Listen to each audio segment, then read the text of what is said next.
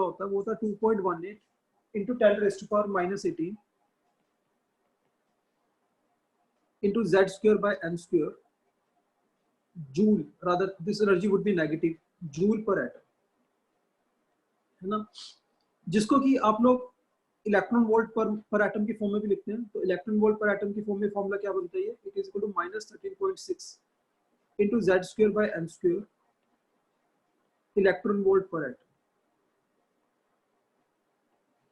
Right. Similarly we have the third, एक और form भी होती है जो which is kilo joule per मोल। तो किलो जूल पर मोल में जो आप लिखते हो ये आती है -1312 into z square by m square kilo joule per mole,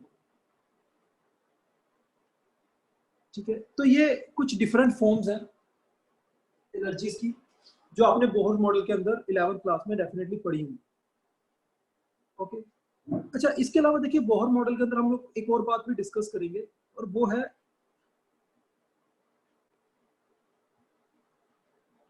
hydrogen spectrum, है ना। हाइड्रोजन स्पेक्ट्रम के ऊपर बेस्ड बहुत सारे क्वेश्चन बनते हैं जिसको सॉल्व करने के लिए हम लोग फॉर्मूला यूज करते हैं। फिर remember the formula is Rydberg's formula, है ना, जो कि क्या होता है, आप वेव नंबर निकालते हो किसी भी ट्रांजिशन का, that is equals to RH which is Rydberg constant upon 1/n1 square minus 1/n2 square into z square, ठीक है। तो ये वाला फॉर्मूला के बेसिस पे भी हम कुछ क्वेश्चन जो है वो डिस्कस करेंगे,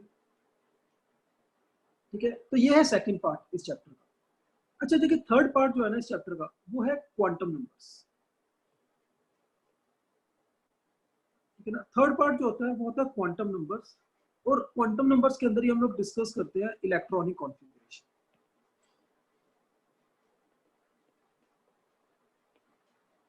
इलेक्ट्रॉनिक कॉन्फ़िगरेशन, ठीक है। सो this is the overall classification of this chapter. तीन पार्ट्स में इस चैप्टर को हमने डिवाइड किए और तीनों पार्ट के अंदर हम लोग एक एक करके डिस्कस कर लेते हैं जल्दी से, and we will also discuss a few questions from the previous year ना, और वो जो असाइनमेंट मैंने आपको भेजी है उसमें से हम क्वेश्चन डिस्कस कर लेंगे। तो let us start with the first part. देखो, सबसे पहला पार्ट है रदरफोर्ड मॉडल। रदरफोर्ड मॉडल ये आप लोग चाहो तो पूरा एक ओवरव्यू नोट कर लीजिए आज के डिस्कशन का, फिर हम स्टार्ट करते हैं with Rutherford model.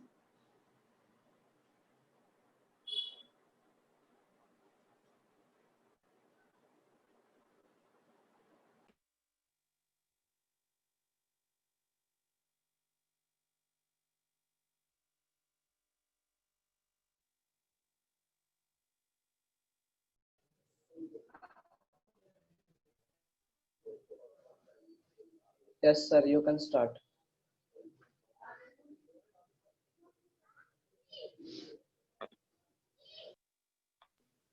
Sir start कर दो। सर स्टार्ट कर सकते हो, ठीक है, चलिए लेट्स स्टार्ट विद। तो देखो, सबसे पहले है Rutherford model.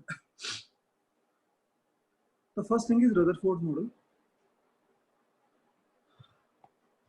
Yes,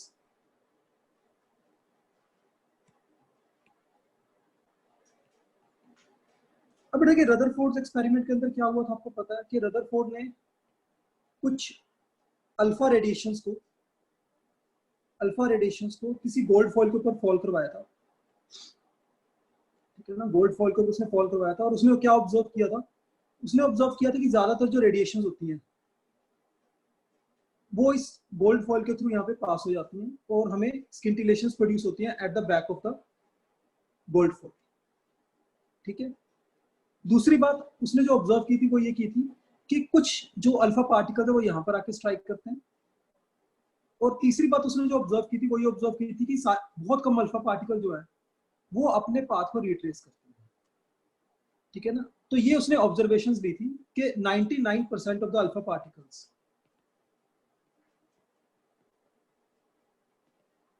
pass straight through that, pass straight through the foil.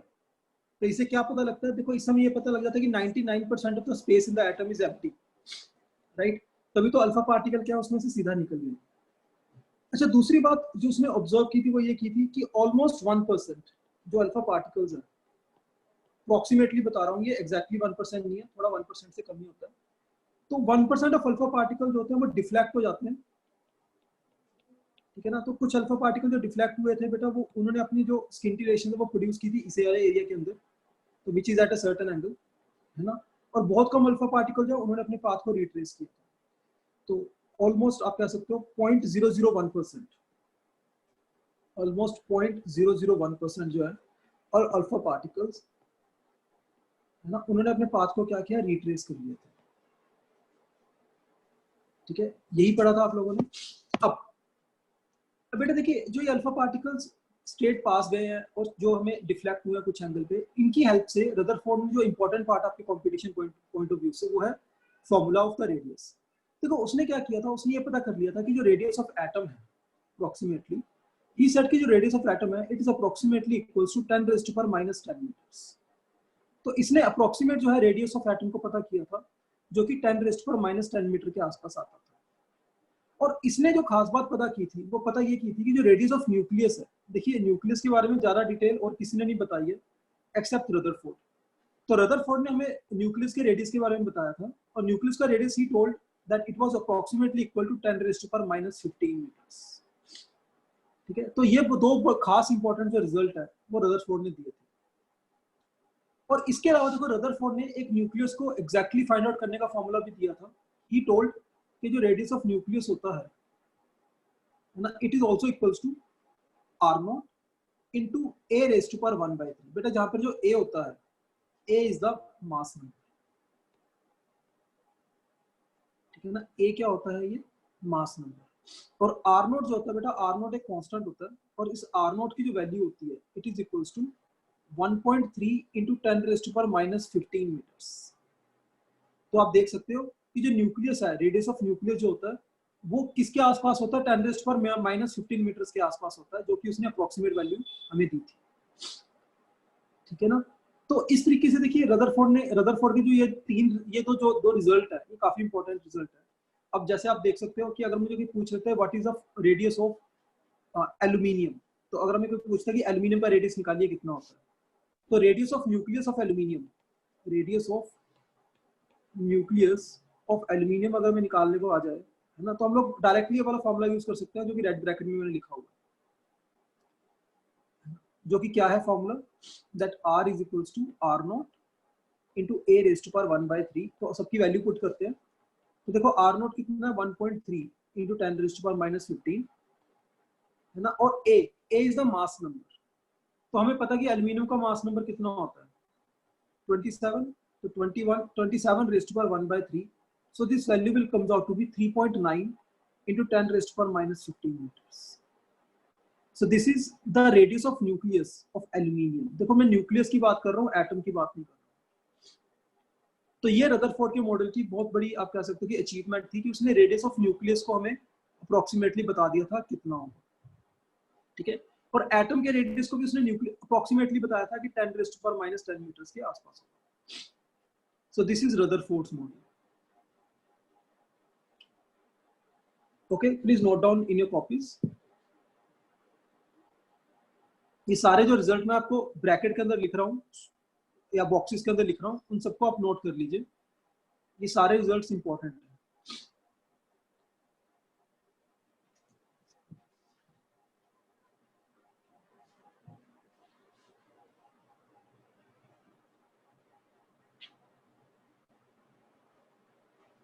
ठीक है, इसके अलावा आगे चलते हैं।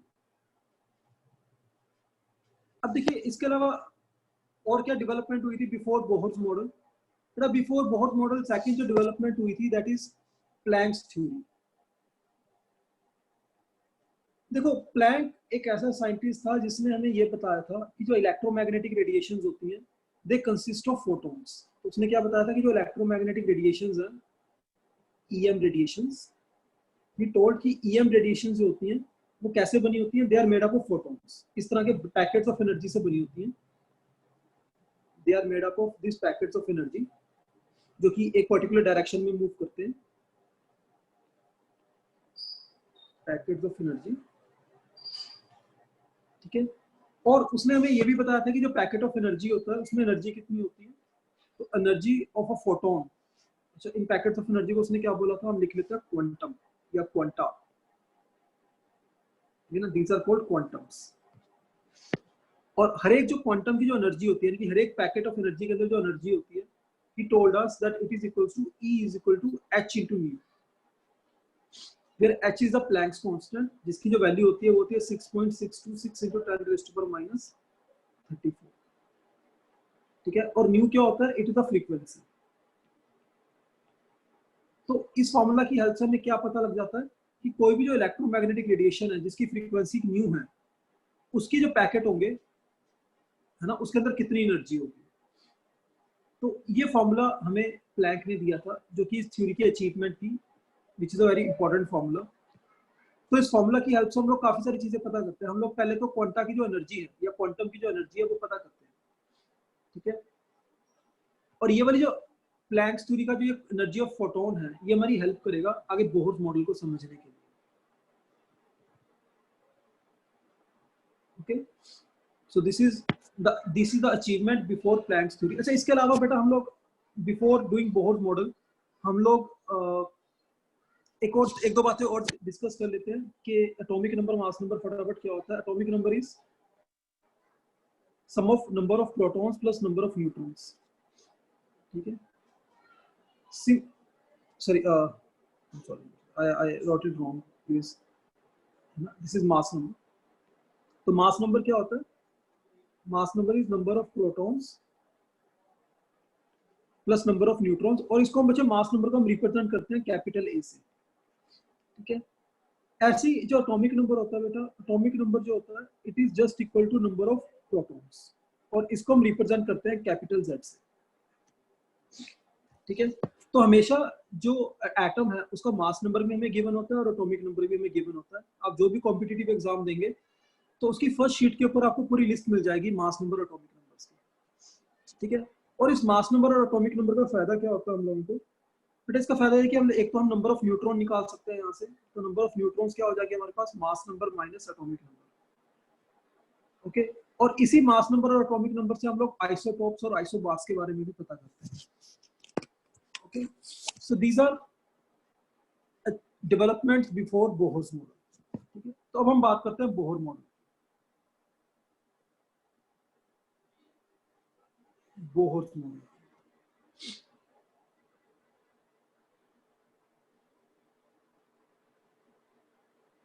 अच्छा, एक मैं यहाँ पे एक और छोटा सा पॉइंट यहाँ पे रेज करना चाहूंगा कि बोहर मॉडल से पहले हम लोग एक और चीज भी पढ़ते हैं जिसका नाम है फोटो इलेक्ट्रिक इफेक्ट। तो फोटो इलेक्ट्रिक इफेक्ट को भी जल्दी से एक बार रिवाइज कर लेते हैं। तो बेटा फोटो इलेक्ट्रिक इफेक्ट क्या होता है, ये क्या कहता है कि अगर आपके पास कोई मेटालिक प्लेट है ना, एक कोई मेटल की प्लेट है आपके पास, और उस पर अगर आप कोई रेडिएशन फॉल करवाते हो, है ना, तो ये मेटालिक प्लेट क्या करती है, ये कुछ इलेक्ट्रॉन्स को इजेक्ट कर देती है, और इन्हीं जो इलेक्ट्रॉन्स हैं, ये जो इजेक्टेड इलेक्ट्रॉन्स हैं, इन इलेक्ट्रॉन्स को हम क्या बोलते हैं, photo electrons, and the phenomena is called photo electric effect, ठीक है ना। इन इलेक्ट्रॉन्स को बोला जाता है फोटो इलेक्ट्रॉन्स, और ये फिनोमेना का नाम है फोटो इलेक्ट्रिक इफेक्ट। और बेटा ये जो फोटो इलेक्ट्रॉन्स हैं, बस इसी की हमने थोड़ी एनर्जी के बारे में डिस्कशन करनी होती है कि देखो, अगर आप सोचोगे कि जो फोटोन आपने फोल्ड या जो क्वांटा आपने फोल्ड करवाया है, ये जो क्वांटा आपने फोल्ड करवाया है इस मेटालिक प्लेट पे, अगर हम मान लेते हैं कि इसकी जो एनर्जी है ना, वो है ई, कैपिटल ई, ठीक है। तो बेटा कैपिटल ई में से क्या होगा कि कुछ जो एनर्जी है वो तो इलेक्ट्रॉन को बाहर निकालने के लिए यूज हो जाएगी, है ना, और जो रिमेनिंग एनर्जी होगी वो क्या बन जाएगी, वो इस इलेक्ट्रॉन की काइनेटिक एनर्जी बन जाएगी, यानी कि इस फोटो इलेक्ट्रॉन की काइनेटिक एनर्जी बन जाएगी। तो हम लोग एक बात कह सकते हैं कि आपके लिए अगर टोटल एनर्जी ई एनर्जी का अगर आपने क्वांटा फोल्ड करवाया है, तो उसमें से लेट्स सपोज हम मान लेते हैं कि जो डब्ल्यू अमाउंट ऑफ एनर्जी है वो लग गई है इलेक्ट्रॉन को जस्ट बाहर निकालने के लिए। आपको पता है ना कि इलेक्ट्रॉन जो मेटालिक प्लेट पे है उसको बाहर निकालने के लिए हमें एनर्जी देनी पड़ेगी, और वो जो एनर्जी लगी है उसको हमने लिखा है W, और इस एनर्जी को हम क्या बोलते हैं, we also call this energy as work function,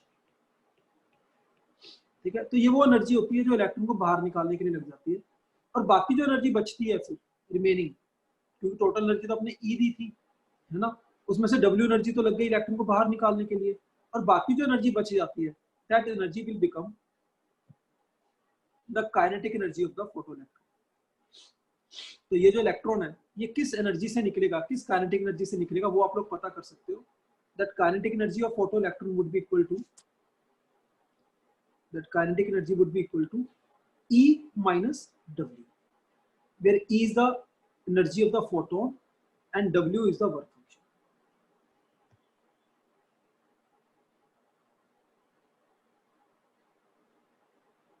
ठीक है, तो ये भी एक इंपॉर्टेंट डेवलपमेंट थी बिफोर बोहर्स मॉडल। और अब हम लोग एक काम करते हैं, ये जो असाइनमेंट है बिफोर बोहर्स मॉडल, हम कुछ एक दो क्वेश्चंस को स्टडी करते हैं ताकि थोड़ा हमें आइडिया लगे कि क्वेश्चन किस तरह के बन सकते हैं। ठीक है, अब जैसे कि आपके पास जो असाइनमेंट है इसका अगर आप लेवल 2 खोलें, exercise 2 which is brain teasers, ठीक है, अगर आप इसका ब्रेन टीजर्स खोलें, ये सब आपने नोट कर लिया अपने कॉपीज के ऊपर। ये इन्हीं के बेसिस पे हम एक दो क्वेश्चंस करेंगे असाइनमेंट के, उसके बाद हम लोग आगे प्रोसीड करते हैं।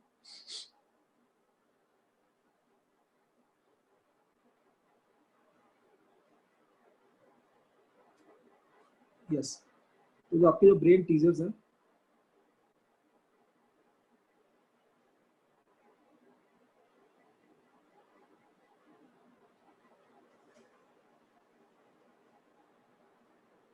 यस बेटा, इन ब्रेन टीजर्स का हम लोग ट्राई करेंगे। सबसे पहले तो क्वेश्चन नंबर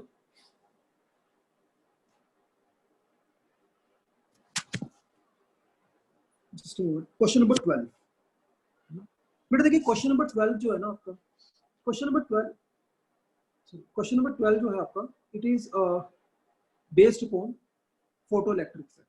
ठीक है ना, तो हम क्वेश्चन नंबर 12 को पहले स्टडी करते हैं। देखो क्वेश्चन नंबर 12 में क्या गिवन है, कहता है if lambda naught is the threshold wavelength for photoelectric emission, okay, lambda wavelength of the light falling on the surface of the metal and m is the mass of electron, then the de Broglie wavelength of the emitted electron is। तो बेटा अपने de Broglie wavelength निकालनी है emitted electrons की। चलो पहले हम ऐसा करते हैं, de Broglie wavelength को निकालने से पहले हम लोग एक काम करते हैं, हम काइनेटिक एनर्जी निकालते हैं emitted electrons की।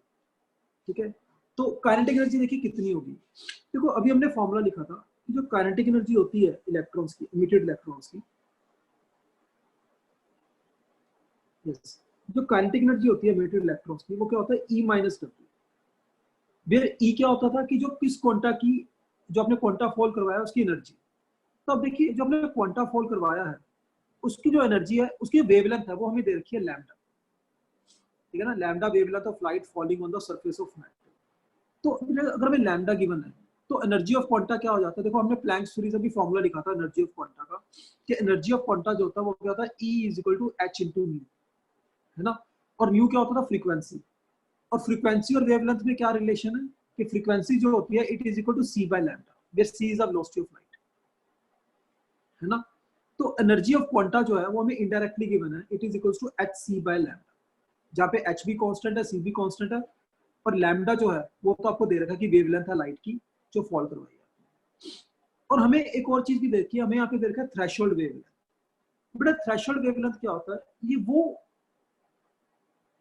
एनर्जी होती है, वो वेवलेंथ की एनर्जी होती है, वो वेवलेंथ की क्वांटा की एनर्जी होती है जो कि हमें एनर्जी चाहिए इलेक्ट्रॉन को जस्ट बाहर निकालने के लिए।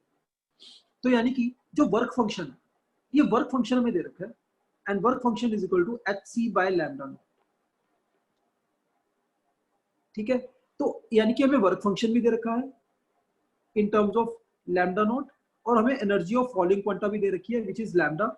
ठीक है, तो यहाँ से कहने से हमने काइनेटिक एनर्जी निकाल सकते हैं, और काइनेटिक एनर्जी हमारे पास कितनी आ गई है, we got kinetic energy as HC common आ जाएगा यहाँ से, और ये आ जाएगा lambda into lambda naught, LCM ले लेते हैं, लैम्डा नॉट माइनस लैम्डा, ये आ गई हमारे पास काइनेटिक एनर्जी। ओके, अच्छा देखो काइनेटिक एनर्जी हमारे पास ये आ गई, लेकिन हमसे काइनेटिक एनर्जी नहीं पूछी है, हमसे क्या पूछा, डी ब्रोगली वेवलेंथ। अब देखो डी ब्रोगली वेवलेंथ अभी आगे आएगा, लेकिन हम लोग इसका फॉर्मूला देखते हैं। इसका और काइनेटिक एनर्जी का फॉर्मूला क्या होता है कि lambda is equals to H upon root of 2 into m into kinetic energy. ठीक है ना, H upon H is the Planck's constant upon 2 into m into kinetic energy. तो बेटा देखो काइनेटिक एनर्जी की वैल्यू तो हमने निकाल ली है, तो हम ऐसा करते हैं काइनेटिक एनर्जी की वैल्यू इसमें पुट कर देते हैं, तो हमारे पास लैम्डा की वैल्यू आ जाएगी which is asked de Broglie wavelength.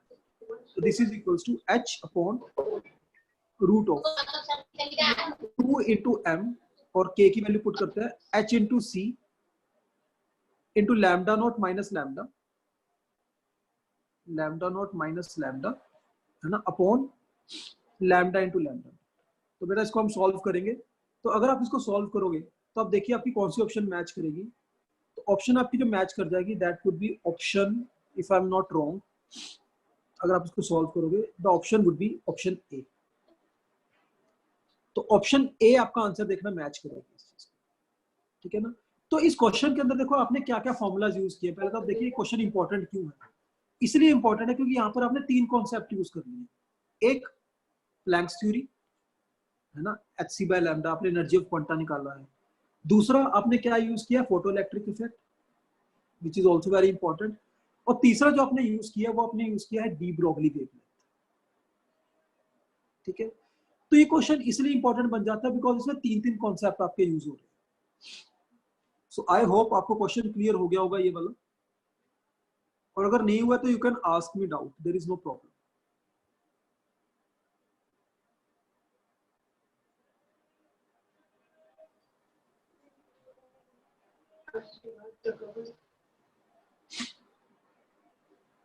बेटा इज द क्वेश्चन क्लियर? तो चलिए आगे चलते हैं। तो देखो क्वेश्चन नंबर 2 आपको क्लियर हो गया है। अच्छा अब ऐसे ही एक और क्वेश्चन करते हैं विच इज अगेन जो बहुत मॉडल के प्रीसीडिंग टॉपिक है जिसमें से क्वेश्चन आ सकता है। तो वो क्वेश्चन है, हाँ जी, क्वेश्चन नंबर 13। तो देखिए क्वेश्चन नंबर 13 जो है, लेट्स सी क्वेश्चन नंबर 13। हाँ जी, लेट्स सी क्वेश्चन नंबर 13। देखो 13 क्वेश्चन में हमें क्या गिवन है। 13 क्वेश्चन में हमसे पूछा गया कहता it is known that atom contains protons, neutrons and electrons, है ना। हमसे पूछा प्रोटॉन, न्यूट्रॉन और इलेक्ट्रॉन होते हैं। अब लेकिन क्वेश्चन क्या है, क्वेश्चन ये है कहता if the mass of neutron is assumed to half of its original value. कहता अगर हम मास ऑफ न्यूट्रॉन को मान लें कि जितना उसका मास है उससे हाफ हो गया है, और जो प्रोटॉन का मास है वो हम मान लें कि वो ट्वाइस हो गया है ऑफ इट्स ओरिजिनल वैल्यू, ठीक है। Then the atomic mass of carbon 14। तो आपने बताना है कि जो कार्बन 14 है उसका एटॉमिक मास कितना रह जाएगा। देखो अब तो आपको एक बात तो पता ही है कि जो एटॉमिक मास होता है वो सिर्फ किसके कारण होता है, कहने से प्रोटॉन और न्यूट्रॉन के कारण ही होता है। इलेक्ट्रॉन का तो कोई मास ही नहीं होता, वो तो नेग्लिजिबल मास के होते हैं, ठीक है। तो आपसे पूछ रहा है कि अगर आपने न्यूट्रॉन का मास को हाफ कर दिया और प्रोटॉन के मास को डबल कर दिया तो जो नया मास होगा एटम का वो कितना होगा। दिस इज द क्वेश्चन, ठीक है। तो let us try this question. हम कैसे करेंगे, देखो अब हमें एटॉमिक मास निकालना है। तो एटॉमिक मास हम कैसे निकालेंगे, देखो हमें पता है कि जो मास नंबर होता है ना, वो क्या होता है, number of proton plus number of neutrons. अब देखो पहले तो क्या होता था, अब देखो इसे ये वाला जो एटम आपको दे रखा है कार्बन 614, तो इसका एटॉमिक नंबर 6 है, तो इसमें नंबर ऑफ प्रोटॉन तो 6 होंगे, और नंबर ऑफ न्यूट्रॉन हमने अभी सीखा था कैसे निकालते हैं। It is proton minus, it is mass number minus atomic number which is 14 minus 6। तो कितना आ जाएगा ये 8। तो अभी तो इस हमारे हिसाब से तो अभी एटॉमिक नंबर कितना है इसका 14 है। अच्छा अब लेकिन अब क्या हो गया, अब क्या हो गया, कहता है कि अब जो न्यूट्रॉन है उसका मास क्या हो गया, हाफ हो गया। तो बेटा अगर न्यूट्रॉन का मास हाफ हो जाएगा तो नया जो मास नंबर आएगा तो देखो कितना आएगा। न्यूट्रॉन का मास अगर हाफ हो गया तो पहले 8 न्यूट्रॉन्स थे, तो अब जो मास होगा उसका हाफ रह जाएगा, यानी कि न्यूट्रॉन्स कितने रह जाएंगे, सिर्फ 4 रह जाएंगे, क्योंकि उसका मास हाफ हो चुका है न्यूट्रॉन का। So now the new mass of neutrons would be equal to the 4 neutrons, right. और जो प्रोटॉन्स है, देखिए प्रोटॉन का मास कितना हो गया, डबल हो गया। तो पहले प्रोटॉन 6 थे, अब उन्हीं का मास कितना हो चुका होगा 12, राइट। तो इसके हिसाब से अब हमारा जो नया मास नंबर है वो कितना आ जाएगा, यानी से नया मास नंबर हमारा 16 आ जाएगा। तो अगर आप न्यूट्रॉन के मास को हाफ कर दो और प्रोटॉन के मास को डबल कर दो तो पुराने मास के हिसाब से हमारा जो नया मास नंबर आएगा दैट वुड बी 16, ठीक है। लेकिन हमसे ये नहीं पूछा नया मास नंबर कितना आएगा, हमसे पूछा कितने कितने से इंक्रीज हो गया है मास नंबर। तो देखिए पहले मास नंबर कितना था 14 और अब कितना हो गया 16, तो इंक्रीज कितना का हो गया 2 का। तो 2 डिवाइडेड बाय 14 into 100, है ना। तो right answer would be option C, ठीक है। तो कुछ जब जेई मेंस के अंदर या आपकी जो नीट के अंदर कुछ अगर इजी क्वेश्चन डाल रहे हो तो वो इस तरह के क्वेश्चन डाले जा सकते हैं जिसमें आपको थोड़ा टाइम भी लगे, है ना, और आपको सोचने को भी मजबूर किया जाए। Is it okay? चलिए अब हम सेकंड पार्ट पे चलते हैं। Let us move to the second part of our discussion. अब देखिए सेकंड पार्ट जो था हमारी डिस्कशन का वो था बोहर मॉडल, है ना। तो जल्दी से बोहर मॉडल को हम रिकॉल कर लेते हैं। देखो बोहर मॉडल के अंदर 2-3 कंपोनेंट होते हैं जिनमें से जनरली क्वेश्चन पूछे जाते हैं। बोहर मॉडल सबसे पहला तो कंपोनेंट पहले हम देखते हैं जो मेन उसने रिजल्ट निकाले थे। तो रेडियस निकाला था, अभी हमने रेडियस का फॉर्मूला लिखा भी था 0.529 into n²/z, है ना। एंगस्ट्रॉम की टर्म में निकाला था उसने फॉर्मूला, ये radius of this is the orbit radius, ठीक है। और इसके अलावा उसने वेलोसिटी भी निकाली थी 2.18 10⁶ into z/n मीटर पर सेकंड।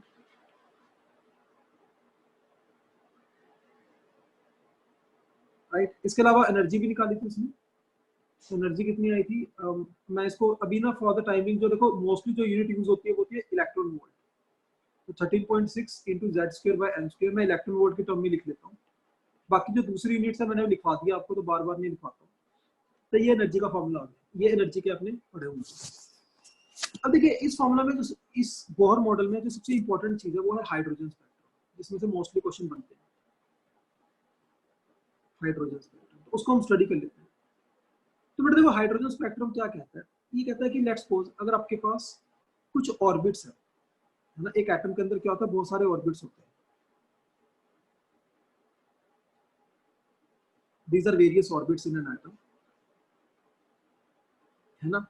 तो जो सबसे पहला जो ऑर्बिट होता है n = 1, है ना, इसको हम बोलते हैं ground state. This orbit is called ground state, है ना। और बाकी जो ऊपर वाले ऑर्बिट्स होते हैं उनमें क्या होता है, इलेक्ट्रॉन की एनर्जी बढ़ती रहती है उनके अंदर, तो वो ऑर्बिट बनते रहते हैं फिर हमारे एक्साइटेड स्टेट। तो जो आपका ये वाला ऑर्बिट है n = 2, है ना, ये एक्साइटेड स्टेट 1 है। This is excited state 1। n = 3 जो है इसको हम बोलेंगे एक्साइटेड स्टेट 2, ठीक है ना। एंड सो ये n = 4 हो गया और ये n = 5 हो गया। ऐसे n = 6 भी होंगे। और हम टोटल ऑर्बिट्स देखें कितने होंगे, आई वुड से इनफाइनाइट ऑर्बिट हो सकते हैं, ठीक है। तो अब ये बोहर मॉडल क्या कहता है, ये कहता है कि अगर आपके पास कोई इलेक्ट्रॉन है ना, और वो इलेक्ट्रॉन हमेशा ग्राउंड स्टेट में होगा, ठीक है।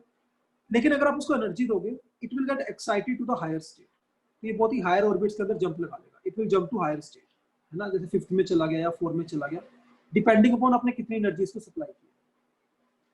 अब बेटा ये जो इलेक्ट्रॉन हायर स्टेट में चला गया है ना, अभी इलेक्ट्रॉन क्या आएगा, वापस आएगा, it will come back, and when it will come back it will lose energy, ठीक है ना। तो जैसे अगर आपका इलेक्ट्रॉन जो है लेट्स सपोज 5th स्टेट में चला गया, अब वो इलेक्ट्रॉन अगर 5th स्टेट में चला गया तो वो एनर्जी अब लूज करेगा। और एनर्जी कैसे लूज करेगा, दोबारा से ग्राउंड स्टेट में आएगा। तो ग्राउंड स्टेट में वो ऐसे भी आ सकता है कि डायरेक्टली जंप लगा दे, और अब जितनी वो जंप्स लगाता है, देखो खास बात ये है कि जितनी वो जंप्स लगाता है उस जंप के कॉरस्पॉन्डिंगली वो जो वेवलेंथ है या फोटोन है वो एमिट करता है, ठीक है। यानी कि जब ये डायरेक्टली 5 से 1 में आएगा तो ये एक फोटोन एमिट कर देगा, ये एनर्जी एमिट करेगा। क्योंकि आपको पता जो ऊपर वाला ऑर्बिट है उसकी एनर्जी ज्यादा होती है और नीचे वाले ऑर्बिट की एनर्जी क्या होती है, कम होती है ना। जैसे जैसे वो ऊपर जाता है एनर्जी बढ़ती है। तो अगर हायर ऑर्बिट से लोअर ऑर्बिट में जंप लगाएगा, है ना, तो उससे क्या होगा कि एनर्जी एमिट होगी, एनर्जी निकलेगी, और वो जो एनर्जी निकलेगी that energy will be release in the form of photon, quantas की फॉर्म में एनर्जी होगी। तो क्वांटा की जो एनर्जी होती है ना, energy of the quanta, I would से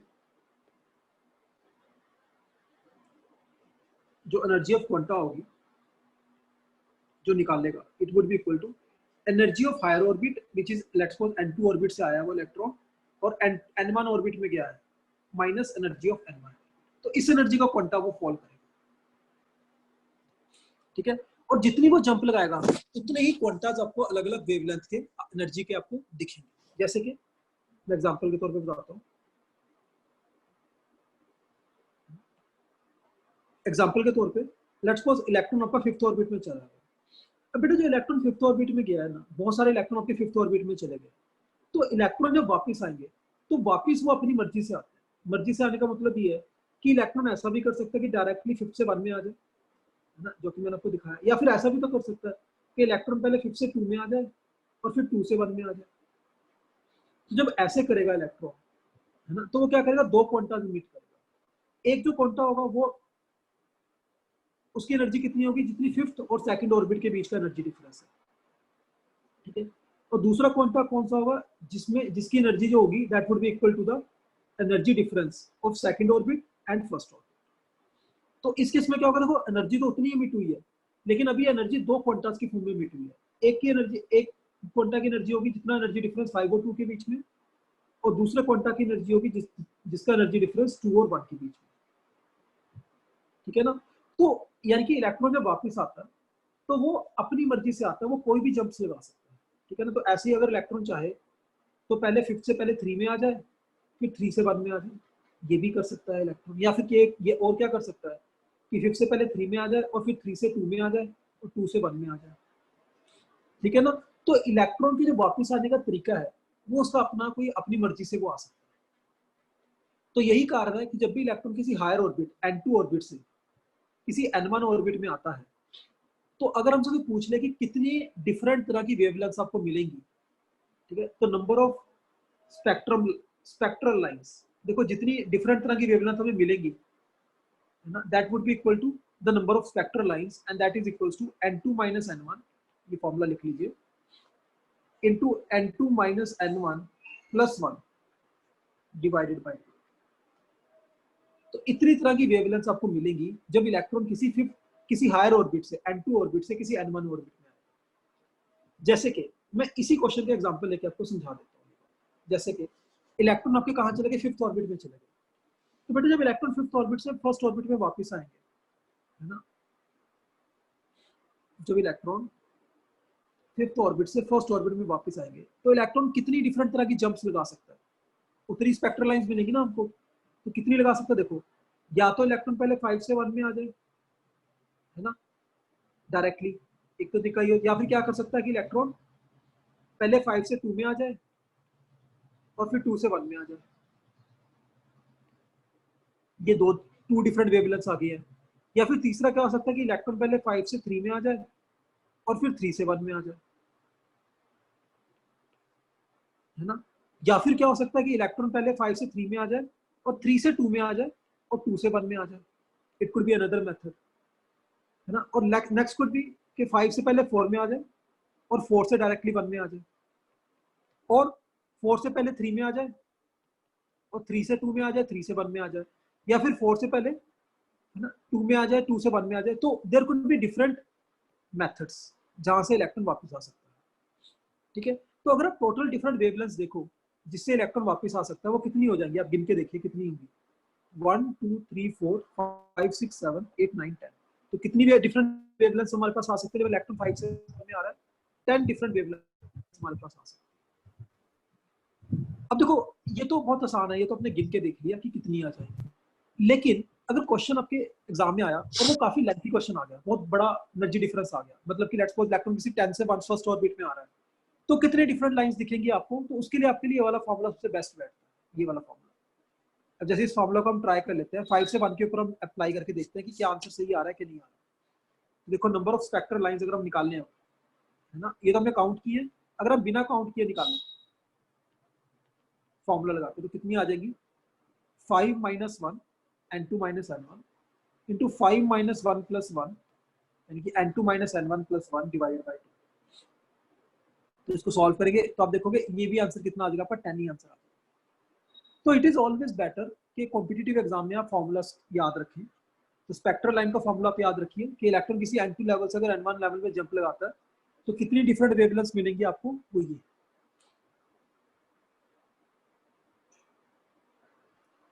आई hope this is clear to everybody. Yes sir. ठीक है, तो please note down this formula, this is very important formula जो मैंने बॉक्स के अंदर लिखा है। कई बार इसके ऊपर बेस्ड क्वेश्चन बना के पूछे गए हैं या पूछे भी जा सकते हैं।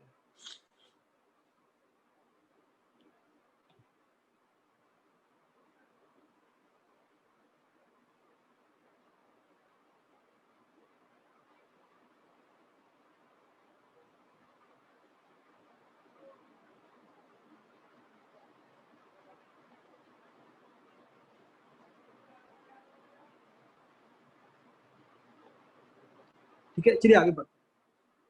अब देखिए इसके ऊपर बेस्ड हम लोग एक क्वेश्चन कर देते हैं, अभी डिस्कस कर लेते हैं क्वेश्चन है। ठीक है, तो आपके असाइनमेंट का ही क्वेश्चन नंबर 59 देखिए आप, लेवल 2 का, एक्सरसाइज 2 का।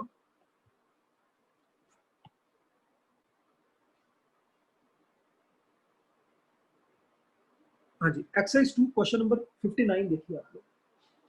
अब देखिए जैसे 59 के अंदर हमें क्या गिवन है, the number of visible lines when an electron returns from fifth orbit to ground state in hydrogen spectrum। Okay, बेटा कहता है कि अगर इलेक्ट्रॉन फिफ्थ ऑर्बिट से ग्राउंड स्टेट में आता है, ग्राउंड स्टेट मतलब फर्स्ट ऑर्बिट में आता है, तो आपने बताना कितनी लाइंस हमें मिलेंगी इन विजिबल रीजन। ऑलराइट, चलिए अब ये वाली बात उठी है विजिबल रीजन की, तो मैं आपको वो भी उसके बारे में थोड़ा डिस्कशन कर लेते हैं यहीं पे। अब बेटा देखिए विजिबल रीजन क्या होता है कि जैसे कि अभी हमने डिस्कस किया था कि इलेक्ट्रॉन जब वापस आता है, तो अगर फर्स्ट ऑर्बिट में इलेक्ट्रॉन वापस आता है, यानी कि अगर n1 1 है और n2 जो है वो कोई भी हायर ऑर्बिट हो सकता है, n2 could be any higher orbit. ठीक है, और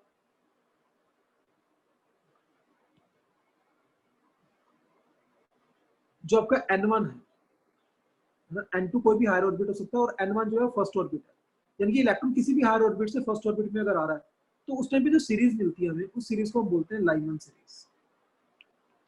और उसमें आपको याद रखने वाली बात यह है कि लाइमन सीरीज के अंदर जो आपको वेवलेंथ्स मिलती हैं, वो आपको लाई करती हैं अल्ट्रावायलेट रीजन के अंदर लाई करती हैं, दे लाई इन ultraviolet reason, UV radiations.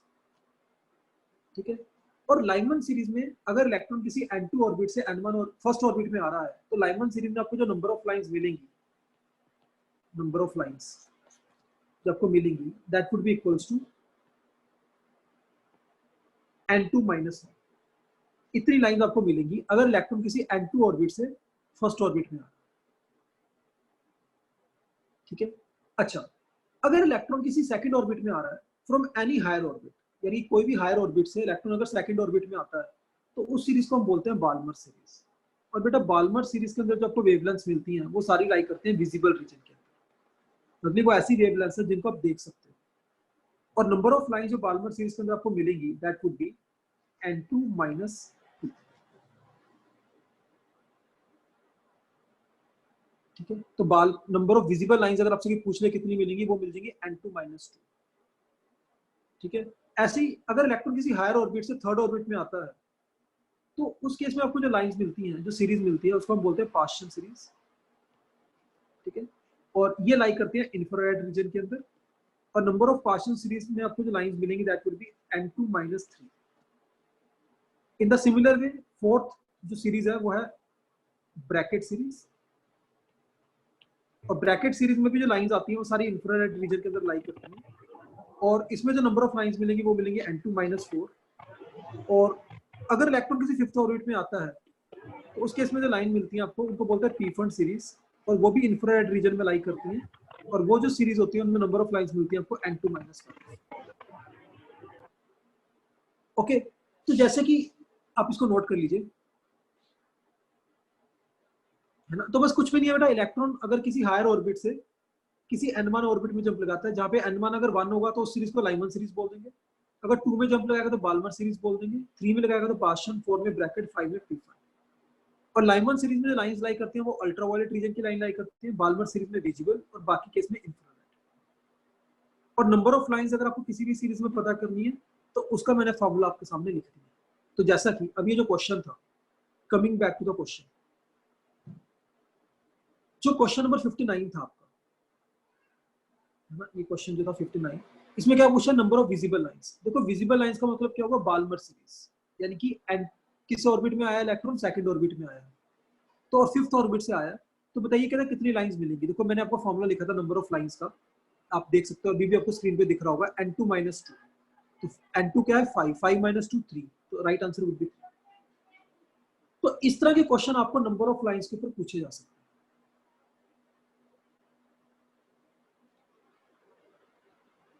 Okay, तो इस तरह के क्वेश्चन आपसे बनाकर पूछा जा सकता है।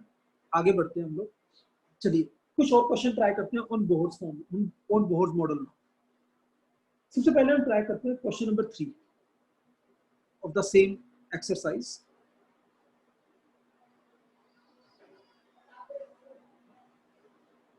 Let us try question number 3.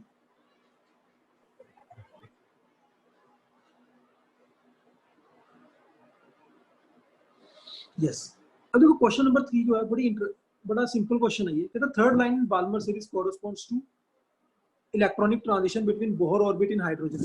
आपने बताना है कि जो थर्ड लाइन है बाल्मर सीरीज में वो किस रीजन को वो कौन सी लाइन है ना. राइट आंसर वुड बी, देखो बाल्मर सीरीज की बात कर रहे हैं तो इलेक्ट्रॉन कहां पे जंप कराएगा, ऑर्बिट नंबर 2 के अंदर.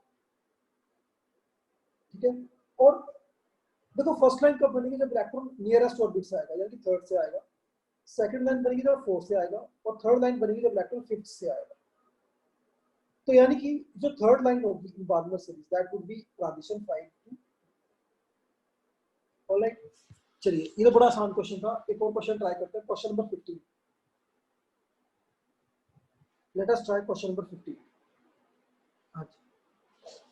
अब देखो क्वेश्चन नंबर 15 जो है ये क्या कह रहा है कि the shortest wavelength of helium plus ion in Balmer series is x. ठीक है. शॉर्टेस्ट वेवलेंथ पूछ रहा है हीलियम प्लस आयन के अंदर. शॉर्टेस्ट वेवलेंथ देखिए कब होगी कि हाईएस्ट एनर्जी की जो लाइन है. देखो आपको पता ना एनर्जी क्या होती है फोटोन की, hc/λ. तो अगर वेवलेंथ शॉर्टेस्ट होगी आपकी तो एनर्जी क्या होगी, हाईएस्ट.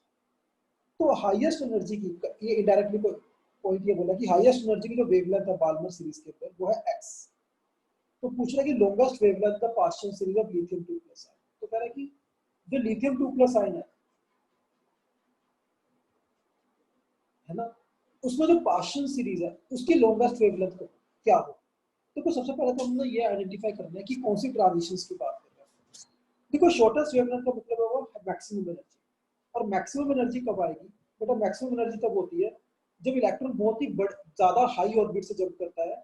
बाल्मर सीरीज है तो सेकंड ऑर्बिट के अंदर. तो यानी कि ये बात कर रहा है इनफाइनाइट से जब इलेक्ट्रॉन 2 में आएगा, यानी कि बहुत बड़े ऑर्बिट से वो इलेक्ट्रॉन 2 में जब आएगा तो शॉर्टेस्ट वेवलेंथ वो उसकी वैल्यू हमें दे रखी है x. ठीक है. और कह रहे हैं कि लॉन्गेस्ट वेवलेंथ बताओ पार्शियल सीरीज के अंदर. देखो लॉन्गेस्ट वेवलेंथ मतलब कि एनर्जी मिनिमम गैप. और पार्शियल सीरीज कब बनती है, जब इलेक्ट्रॉन थर्ड ऑर्बिट में आए. तो थर्ड ऑर्बिट में सबसे लोएस्ट एनर्जी का फोटोन कब इमिट होगा, कहने से जब नियरेस्ट ऑर्बिट से आएगा यानी कि 4 से 3 में आएगा. तो 4 से 3 के अंदर ट्रांजिशन की बात करनी है आपने लिथियम 2 प्लस आयन की. और इनफाइनाइट से 2 में जब आ रहा है वो किस में आ रहा है, बाल्मर सीरीज के अंदर आ रहा है. तो उसकी वेवलेंथ x. ठीक है. तो अब आपसे क्वेश्चन पूछ रहा है कि बताओ लॉन्गेस्ट वेवलेंथ क्या होगी. तो फॉर्मूला क्या लगा लेंगे हम, रिडबर्ग फॉर्मूला लगाएंगे बेटा. रिडबर्ग फॉर्मूला क्या कहता है कि जो वेव नंबर होता है it is equals to Rydberg constant into 1/n1 square minus 1/n2 square into z square. ठीक है. तो देखिए शॉर्टेस्ट वेवलेंथ पहले हम ऐसा करते हैं, हम हीलियम की वेवलेंथ लिख लेते हैं. तो 1/λ ऑफ हीलियम. तो उसका फॉर्मूला क्या हो जाएगा, RH इनटू n1 इज 2 तो 2 का स्क्वायर 1/n2 कितना हो जाएगा, इंफिनिटी ऑर्बिट से आया तो इनफिनिट स्क्वायर. और z क्या हो जाएगा 2 है क्योंकि हीलियम है तो z क्या हो जाएगा तो 2 का स्क्वायर. सिमिलरली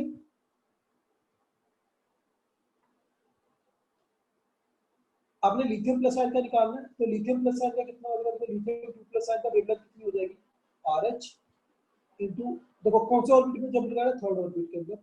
और किस ऑर्बिट से लगा रहा है, फोर्थ ऑर्बिट के अंदर. और लिथियम 2 प्लस आयन है तो z क्या हो गया 3, तो ये होगा 3 का स्क्वायर. तो इन दोनों की जब रेशियो निकालेंगे है ना, इन दोनों की रेशियो क्या आ जाएगी, तो lambda of lithium 2 plus ion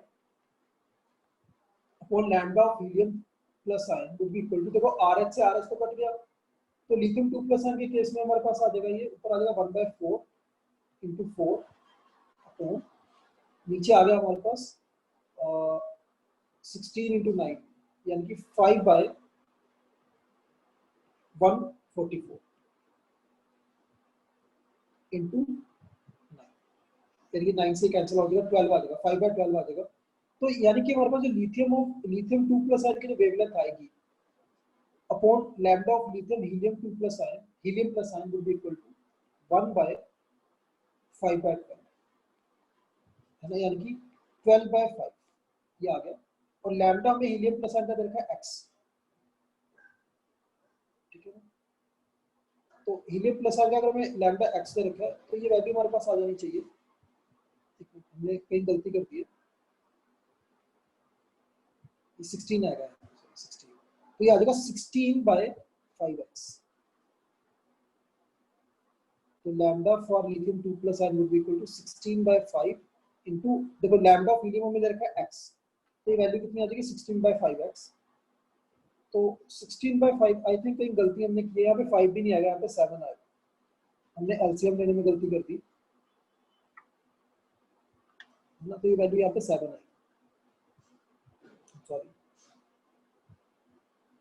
a little bit calculation mistake, तो यहाँ पे क्या आएगा 7। तो बेसिकली 16/7 आ जाएगा, the right answer would be option, ठीक है। तो इस तरह का क्वेश्चन बेटे देखिए रीडबर्ग्स फॉर्मूला के बेसिस पे हम लोग करते हैं, ऑलराइट।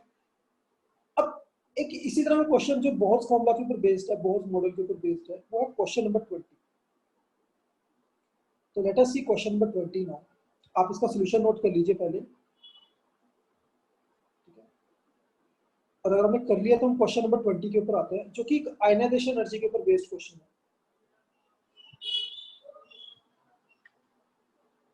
आप क्वेश्चन पढ़ लीजिए पहले, then we will try question number 20। और ये क्वेश्चन भी कंपटीशन पॉइंट ऑफ व्यू से थोड़ा इंपॉर्टेंट इसलिए है बिकॉज इसमें भी काफी सारे कॉन्सेप्ट आपके कंज्यूम हो जाए, यूज हो जाए, ठीक है। चलिए क्वेश्चन नंबर 20 हम लोग ट्राई करते हैं। अब देखो क्वेश्चन नंबर 20 के अंदर हमें क्या गिवन, क्या है, हमें गिवन है कि लिथियम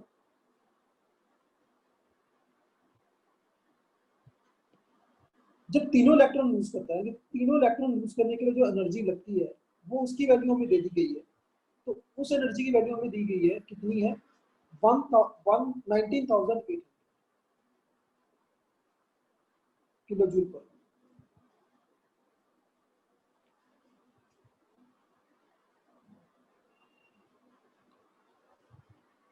19,800 किलो जूल पर मोल, ये वैल्यू हमें दी गई है जब लिथियम को तीनों इलेक्ट्रॉन लूज करें।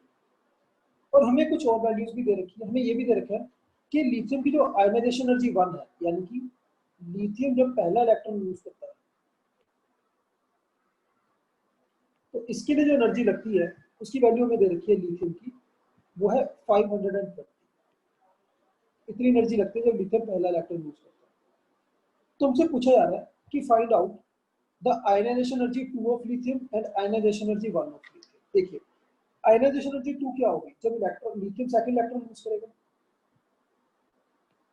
तो लिथियम जब वो दो एक और इलेक्ट्रॉन लूज कर देगा तो उसके लिए जो एनर्जी लगेगी उसको हम बोलते हैं आयनाइजेशन एनर्जी। तो एक तो हमने इसकी वैल्यू पूछी गई है, और हमसे क्या वैल्यू पूछी गई है, आयनाइजेशन एनर्जी 3, यानी कि जब ये तीसरा इलेक्ट्रॉन यूज करेगा, तो तीसरा जब इलेक्ट्रॉन यूज करेगा तो ये लिथियम 3 प्लस आयन बन जाएगा। तो उस टाइम पे जो एनर्जी लगेगी वो है आयनाइजेशन एनर्जी 3। और एक बात नोट करने वाली ये है कि अगर आप इन तीनों इक्वेशंस को ऐड कर दोगे तो कहने से आपके पास ये वाली इक्वेशन ही बन जाएगी, है ना। तो हम लोग यहाँ पे एक बात कह सकते हैं कि जो 520 plus ionisation energy 1 plus ionisation energy 2 plus ionisation energy 3 जो होगा that would be equal to 19,800। ये वैल्यू हमें पता लग गई। और यहाँ पर हम एक और बात भी यहाँ पे ध्यान रखेंगे और एक फॉर्मूला देखेंगे। बेटा देखिए अकॉर्डिंग टू बोहर मॉडल अगर कोई सिंगल इलेक्ट्रॉन स्पीशीज होती है आपके पास तो उसकी आयनाइजेशन एनर्जी आप लोग निकाल सकते हो, और सिंगल इलेक्ट्रॉन स्पीशीज की जो आयनाइजेशन एनर्जी होती है it is equals to 1312 into z square by m square kilo joule per, ये होती है ionization energy for single electron species, ठीक है। अब देखो यहाँ पर जो लिथियम 2 प्लस आयन है, यहाँ पर जो लिथियम 2 प्लस आयन है वो एक सिंगल इलेक्ट्रॉन स्पीशीज है। तो कैसे इस सिंगल इलेक्ट्रॉन स्पीशीज के ऊपर आप लोग बोहर मॉडल से जो फॉर्मूला आ रखा है उसको यूज कर सकते हैं। तो यानी कि मैं आयनाइजेशन एनर्जी 3 ऑफ लिथियम ये निकालने के लिए फॉर्मूला यूज कर सकता हूँ। तो आयनाइजेशन एनर्जी 3 ऑफ लिथियम हमारे पास कितनी आ जाएगी, यहाँ से हम सॉल्व करते हैं। तो आयनाइजेशन एनर्जी 3 हमारे पास आ जाएगी 1312। हाँ जी बेटा, लिथियम के लिए जो Z होता है वो 3 होता है, 3 स्क्वायर, और N देखो इलेक्ट्रॉन जो होगा वो तो ग्राउंड स्टेट में होगा, तो 1 फर्स्ट ऑर्बिट में होगा। तो यहाँ से आयनाइजेशन एनर्जी 3 की जो वैल्यू हमारे पास आएगी that would be equal to, तो कितनी आ जाएगी बेटा, इसको सॉल्व करके, इसको सॉल्व करिए, 9 से मल्टीप्लाई हो जाएगा ये, तो 8 1 0 1 11,808 ये वैल्यू 11,808। ठीक है, तो यानी कि आयनाइजेशन एनर्जी 3 की वैल्यू हमने पता कर ली, इट इज 11,800। तो 520 प्लस आयनाइजेशन एनर्जी 2 आपने निकालना है ना। तो यहाँ से आप कहने से आयनाइजेशन एनर्जी 2 आप सिंपली इक्वेशन को सॉल्व करके निकाल सकते हो। ओके, तो जब आयनाइजेशन एनर्जी निकालेंगे, आयनाइजेशन एनर्जी 2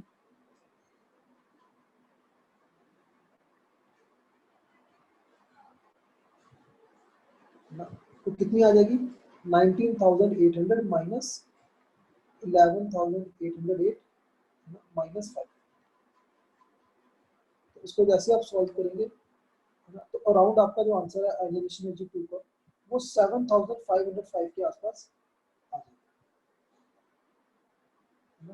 तो इसका राइट आंसर जो आपके पास आ जाएगा दैट वुड बी ऑप्शन, क्योंकि हमसे ऑप्शन ए में यही पूछा गया, आयनाइजेशन एनर्जी 3 और आयनाइजेशन एनर्जी 2 इनकी वैल्यूज आपको पता है। तो देखो 2 की वैल्यू आप निकाल लेंगे, वो अराउंड 7,505 के आसपास है। इसको सॉल्व करने की जरूरत भी नहीं पड़ेगी। ठीक है, तो यहाँ पर हमने जो बड़ा इंपॉर्टेंट फॉर्मूला डिस्कस किया है वो है ionization energy of single electron species, ये वाला। तो ये वाला फॉर्मूला देखो मैंने कहाँ पे लगा दिया, इसका यूज क्या हुआ, मैंने लिथियम 2 प्लस आयन की आयनाइजेशन एनर्जी निकालने के लिए हमने ये वाला फॉर्मूला यूज किया।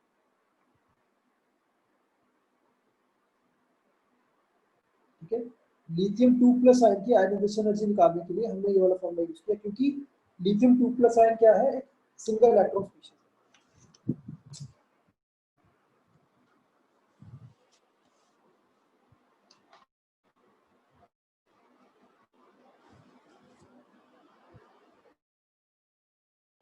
इज इट क्लियर बेटा?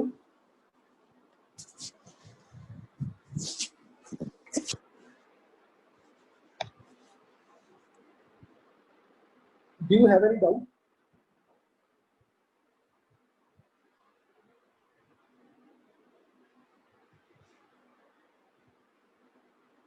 No, sir. ओके, चलिए वेरी गुड। अगर डाउट नहीं है तो हम एक काम करते हैं, एक और क्वेश्चन डिस्कस करते हैं और बहुत मॉडल होंगे। Let us try question number 21। Let us try question number 21। इसी क्वेश्चन को डिस्कस करते हैं जो कि आपको स्क्रीन के ऊपर गिवन है आपको। ठीक है ना, and please note down this formula for ionization energy of single electron.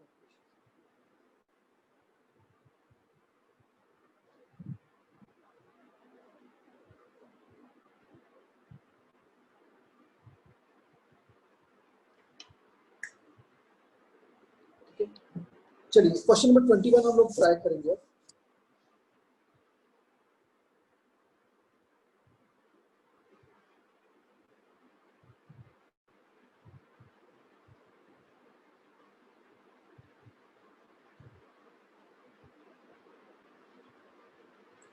देखिए अब क्वेश्चन नंबर 21 देखिए इस कॉन्सेप्ट के ऊपर बेस्ड है। कहते हैं ratio of difference in wavelength of first and second line of lineman series. कहते हैं लाइनमैन सीरीज की फर्स्ट और सेकंड लाइन की जो वेवलेंथ होगी उनका जो डिफरेंस है, बेटा देखो फर्स्ट लाइन और जो सेकंड लाइन है, क्या आप उसकी वेवलेंथ निकाल सकते हैं? देखो लाइनमैन सीरीज कब बनेगी, जब इलेक्ट्रॉन फर्स्ट ऑर्बिट में जंप लगाएगा, और फर्स्ट लाइन कब बनेगी लाइनमैन सीरीज, जब इलेक्ट्रॉन नियरेस्ट ऑर्बिट से जंप लगाएगा, which is the second orbit. तो फर्स्ट लाइन क्या होगी, पहले तो हमें यही पता होना चाहिए कि फर्स्ट लाइन कब बनेगी। तो first line corresponds to transition 2 to 1 and second line correspond to transition 3 to 1। तो कहता है इन दोनों ट्रांजिशंस की जो वेवलेंथ का डिफरेंस है, जो कि आप विडवर्थ फॉर्मूला से निकाल सकते हैं, to the difference in wavelength of second and third line of same series. तो सेकंड और third line of same series का मतलब क्या होगा कि सेकंड लाइन कब बनेगी जब 3 से 1 की होगी, और थर्ड लाइन कब बनेगी जब इलेक्ट्रॉन 4 से 1 में आएगा। तो सेकंड लाइन और थर्ड लाइन की वेवलेंथ आप निकालना रिडबर्ग फॉर्मूला से, और उन दोनों की रेशियो निकालना, ठीक है ना। तो इन दोनों की वेवलेंथ, यहाँ से वेवलेंथ आएगी और यहाँ से जो वेवलेंथ आएगी उसका डिफरेंस, और ये वाली वेवलेंथ और ये वाली वेवलेंथ का डिफरेंस की रेशियो निकालनी है आपने। तो मेरा ख्याल डायरेक्टली आप रिडबर्ग फॉर्मूला लगा के आप लोग ये वैल्यू निकाल सकते हो और आपके पास एक सही आंसर आ जाएगा। और इसमें भी आपको थोड़ी सी कैलकुलेशन करनी पड़ेगी, ठीक है। तो इसलिए क्वेश्चन जो है कंपटीशन पॉइंट ऑफ व्यू से थोड़ा इंपॉर्टेंट बन जाता है।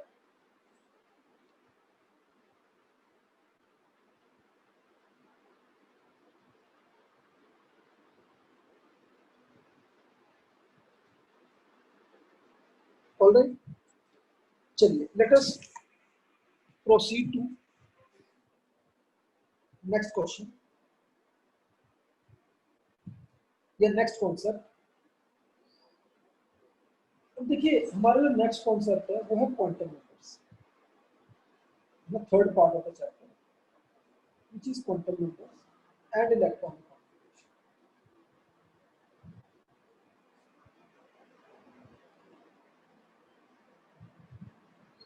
अब बेटा देखिए क्वांटम नंबर्स और इलेक्ट्रॉनिक कॉन्फिगरेशन मैं आपको सारी तो नहीं कराऊंगा, ऑब्वियसली आपको आते होंगे क्वांटम नंबर्स कैसे लिखते हैं। तो हम जल्दी से एक ओवरव्यू ले लेते हैं ऑफ द इंपॉर्टेंट फॉर्मूलास, ठीक है। तो जैसे कि क्वांटम नंबर्स को डिस्कस करने से पहले आप सबसे पहले करते हो डी ब्रॉगली हाइपोथेसिस। तो डी ब्रॉगली फॉर्मूला क्या कहता है कि अगर कोई पार्टिकल मूविंग पार्टिकल है तो उसके साथ जो वेवलेंथ एसोसिएटेड होगी उसको वेवलेंथ कितनी होगी h/m, जिसको भी आप काइनेटिक एनर्जी के टर्म में भी लिख सकते हो। और काइनेटिक एनर्जी के टर्म में हमने फॉर्मूला का यूज भी किया था, h/√2m * k काइनेटिक एनर्जी,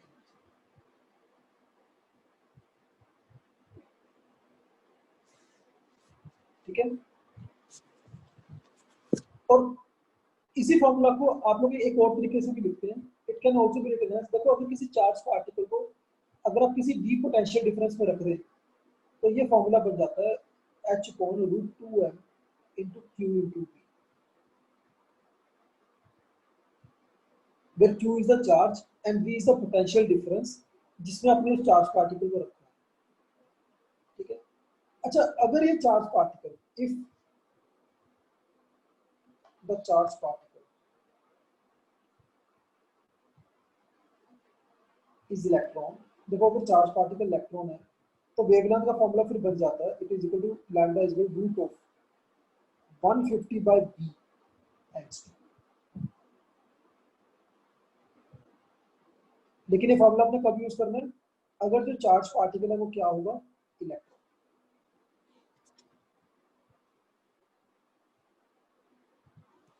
ठीक है। अच्छा इसके अलावा देखिए और क्या आप लोग पढ़ते हैं, एक होता है हाइजेनबर्ग्स अनसर्टेनिटी प्रिंसिपल, उसकी भी हम डेफिनेशन लिख लेते हैं। हाइजेनबर्ग्स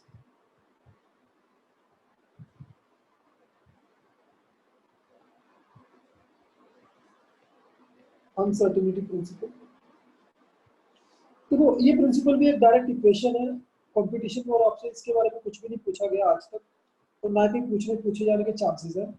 तो डायरेक्टली एक इक्वेशन आपको यूज करनी है जो कि है uncertainty in position into uncertainty in momentum would be equal to greater than और इक्वल टू h/4। जनरली हम क्वेश्चन सॉल्व करने के लिए इक्वल टू का साइन ही लेके चलते हैं, ठीक है। और हो सकता है इस इक्वेशन को थोड़ा मोल्ड कर दें, देखो इस इक्वेशन को वेलोसिटी के टर्म में भी लिख सकते हैं because momentum can be written as m * delta v। तो ये इस फॉर्म में लिख के भी क्वेश्चन आपसे पूछा जा सकता है। क्वेश्चन कैसे पूछा जाएगा कि आपको डेल्टा x दे दिया, डेल्टा v पूछ दिया, या फिर डेल्टा v दे दिया, डेल्टा x पूछ दिया। तो कुछ इस तरह के क्वेश्चन आपको फ्रेम करके पूछे जा सकते हैं, ठीक है। अच्छा इसके अलावा बेटा देखिए आता है क्वांटम नंबर। बेटा क्वांटम नंबर आपको पता है 4 तरीके के होते हैं, प्रिंसिपल है ना, एजीमुथल, मैग्नेटिक और एक होता है स्पिन। ठीक है, तो 4 क्वांटम नंबर होते हैं आपके पास, N, L, M, S। Okay, और बाकी इसमें बेटा कुछ खास बात तो नहीं है इन क्वांटम नंबर्स के अंदर। इलेक्ट्रॉनिक कॉन्फ़िगरेशन पे आते हैं। देखिए इलेक्ट्रॉनिक कॉन्फ़िगरेशन में आपको एटॉमिक नंबर 30 तक की इलेक्ट्रॉनिक कॉन्फ़िगरेशन थोरोली याद होनी चाहिए। From atomic number 1 to atomic number 30 तक आपको याद होनी चाहिए, जिसमें कि 2 एक्सेप्शनल कॉन्फ़िगरेशन है, वो हम जल्दी से रिकॉल कर लेते हैं। एक्सेप्शनल कॉन्फ़िगरेशन किसकी है? एक तो है क्रोमियम की और एक है कॉपर की।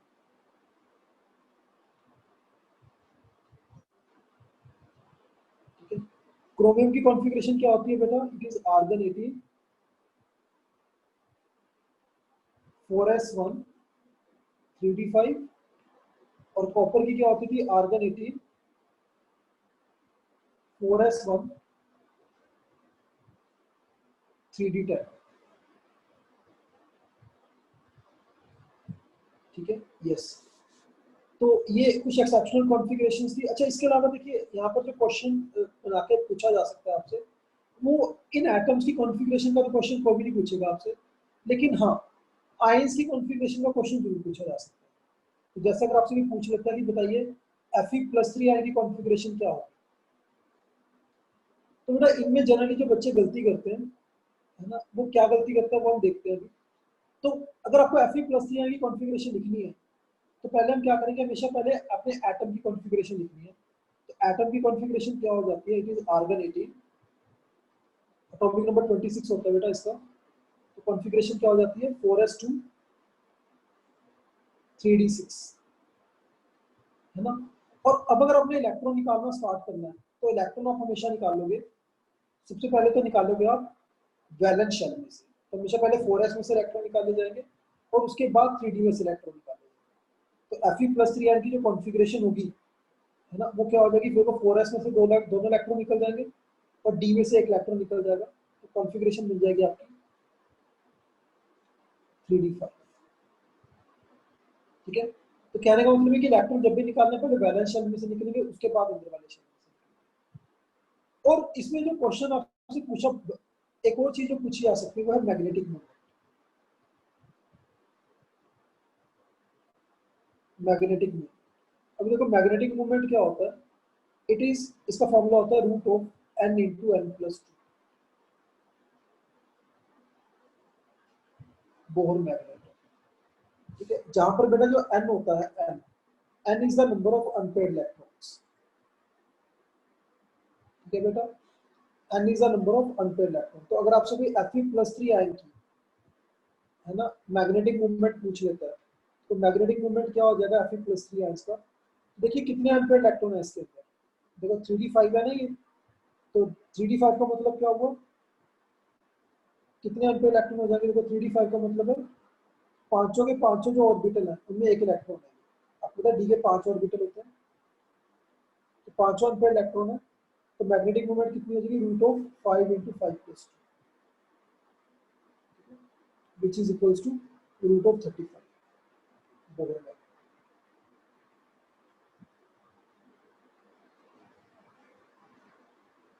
ठीक है, तो मैग्नेटिक मूवमेंट का फॉर्मूला के बेसिस पे क्वेश्चन पूछा जा सकता है। देखो मैग्नेटिक मूवमेंट के जो क्वेश्चन है उसको करने के लिए आपको काफी सारी चीजें आनी चाहिए। एक, इलेक्ट्रॉनिक कॉन्फ़िगरेशन कैसे लिखते हैं, दूसरा फॉर्मूला क्या होता है।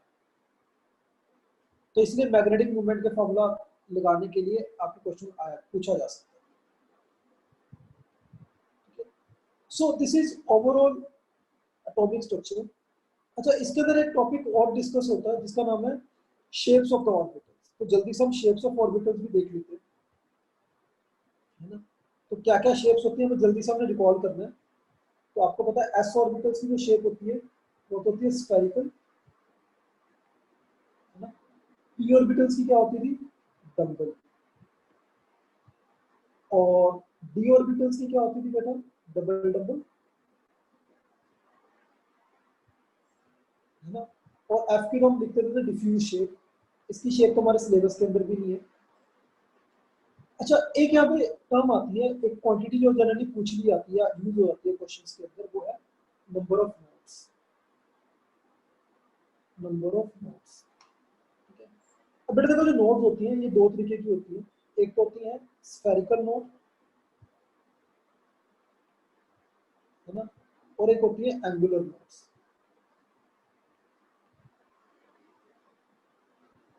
स्फेरिकल नोड्स को हम रेडियल नोड्स भी बोलते हैं और एंगुलर नोड्स को हम लोग प्लेनर नोड्स भी बोलते हैं। और स्फेरिकल नोड्स का जो फॉर्मूला होता है वो होता है n minus l minus one, और एंगुलर नोड्स का जो फॉर्मूला होता है बेटा वो होता है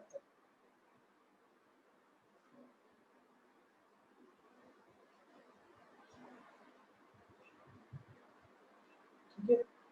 तो ये कुछ फॉर्मूलाज है जो क्वांटम नंबर्स, इलेक्ट्रॉनिक कॉन्फ़िगरेशन, या जो आप कह सकते हैं वेव मैकेनिकल मॉडल है, उनके क्वेश्चंस करने के लिए हमें चाहिए। तो I request everyone kindly note it down all these things in your copies, और उसके बाद हम कुछ क्वेश्चन ट्राई करते हैं। और देखिए जनरली आजकल जो क्वेश्चन पूछे जाते हैं ना वो इसी कॉन्सेप्ट के ऊपर क्वेश्चन पूछे जाते हैं, ये जो हमने पढ़ा है अभी डिस्कस किया, be it de Broglie formula, be it Heisenberg uncertainty principle, be it electronic configuration, है ना, जनरली क्वेश्चन इन्हीं के ऊपर पूछे जाते हैं। तो अगर आपने नोट कर दिया तो let us move to the assignment, और हम कुछ क्वेश्चन ट्राई करेंगे अभी जिनमें ये वाले कॉन्सेप्ट हमारे यूज होंगे।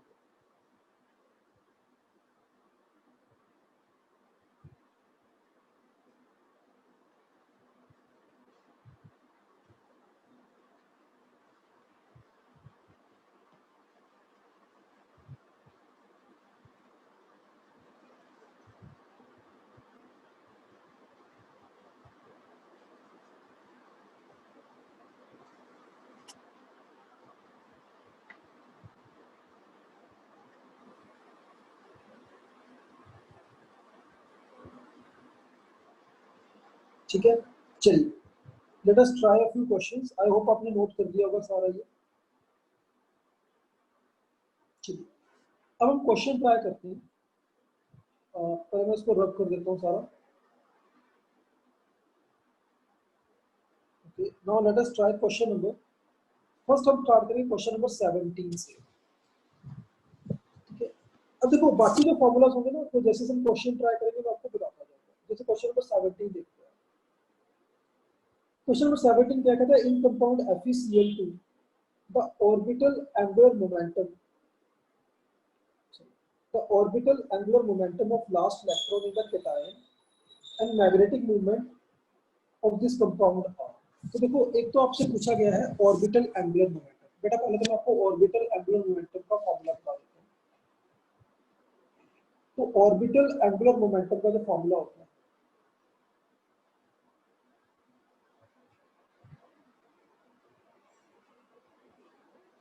it is equal to root of h upon 2 pi into root of l into l plus।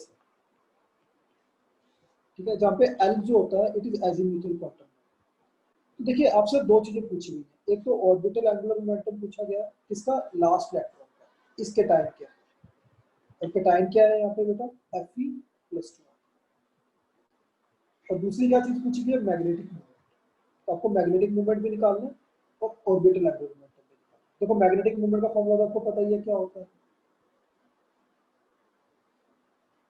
अभी हमने लिखा था root of n into n+2, है ना। तो चलिए, तो देखो अगर आपने दोनों चीजें निकाल दी हैं तो उसके लिए आपको पहले तो आपको पता होना चाहिए लास्ट इलेक्ट्रॉन कौन से ऑर्बिटल के अंदर लाइक करेगा, Fe+2। तो उसके लिए हमें Fe+2 की पहले इलेक्ट्रॉनिक कॉन्फ़िगरेशन लिखनी पड़ेगी। तो Fe+2 की लिखने से पहले हमें क्या लिखना पड़ेगा, Fe की। तो मैंने बताया था पहले एटम की लिखेंगे, आर्गन 18 क्या होती है आगे 4s2 3d6, ये कॉन्फ़िगरेशन होती है आयरन। तो अब इसमें देखो चार्ज कितना है, +2। Fe+2 है तो हम दो इलेक्ट्रॉन निकाल देंगे, कौन से वाले निकाल देंगे, 4s वाले, ये निकाल दिया। अब ये रह गया कॉन्फ़िगरेशन Fe+2। ठीक है, तो अब देखिए अब Fe+2 के अंदर जो लास्ट इलेक्ट्रॉन है, कैन यू सी वो d ऑर्बिटल्स के अंदर पड़े हुए हैं। कितने पड़े हुए हैं, 6 इलेक्ट्रॉन्स हैं, तो लास्ट इलेक्ट्रॉन आप कोई भी मान सकते हो। तो देखिए इसका सबसे पहले तो हम निकालेंगे ऑर्बिटल एंगुलर मोमेंटम। तो देखो डी ऑर्बिटल के अंदर पड़े हैं, तो डी ऑर्बिटल के अंदर है, तो एल की वैल्यू क्या होगी इसकी, तो वैल्यू यहाँ पे पुट करेंगे, ऑर्बिटल एंगुलर मोमेंटम निकालेंगे, तो यहाँ से ऑर्बिटल एंगुलर मोमेंटम हमारा आ जाएगा, ऑर्बिटल एंगुलर मोमेंटम हमारा आ जाएगा h/2 पाई।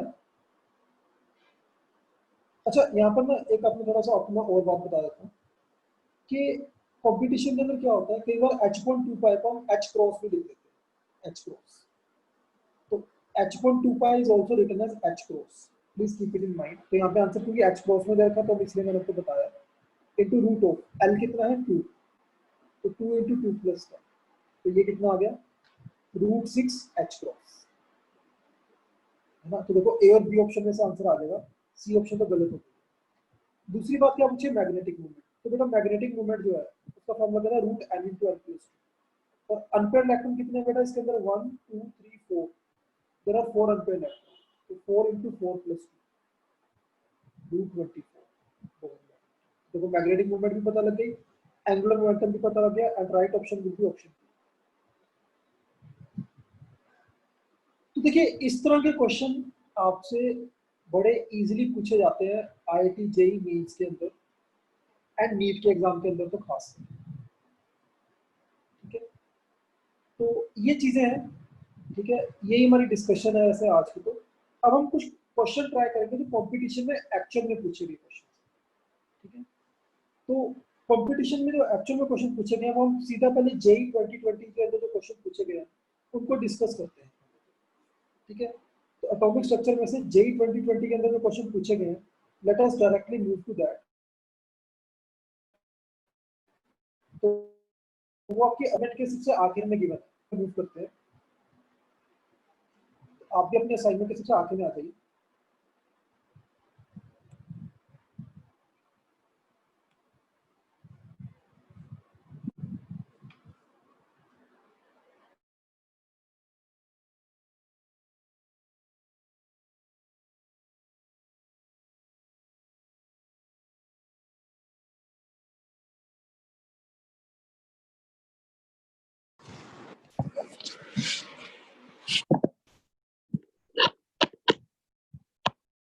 ठीक है बेटा, अपने असाइनमेंट के सबसे आखिर में आ जाइए आप।